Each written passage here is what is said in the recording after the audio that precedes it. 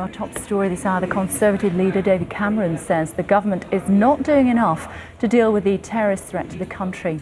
In an outspoken speech in the last hour, he claimed that Tony Blair was responsible for a series of failings on national security. He criticised the Chancellor, Gordon Brown, for freezing the Home Office budget for 3 years in the face of terrorist threats, and also called for fresh legislation which would make intercepting evidence admissible in court. We want to work with the government to protect our security. But let me make something clear. I do not believe that our government is doing enough to fight Islamist extremists at home or to protect our security.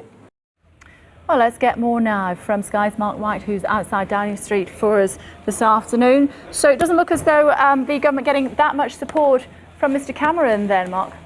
No, I would imagine that government officials will be fairly annoyed by this particular statement from Mr Cameron. There's been no formal response from them, but I'm sure they will point to the fact that far from freezing budgets, you've got the likes of the Homeland Security Department, MI5, which has almost doubled in numbers in recent years, along with the likes of the Metropolitan Police, which has had a significant boost in the number of frontline officers to that service in recent years as well. So they'll say, far from freezing budgets, that they are investing in the nation's security. And talking of which, we have, I guess you could describe it as a mini cabinet meeting underway now at Downing Street, chaired by the Deputy Prime Minister John Prescott. Now, among the people attending that, not just the cabinet ministers who are on duty at the moment and not on leave, such as the Home Secretary John Reid, we also have the Assistant Commissioner Paul Stevenson of the Metropolitan Police. He's the man who, you remember, last week came out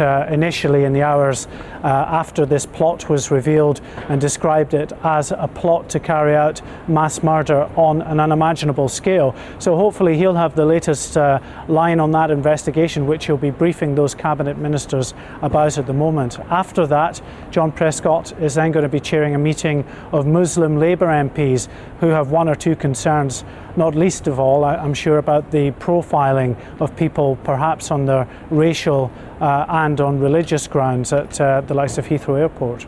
OK, Mark, thanks very much indeed for the update.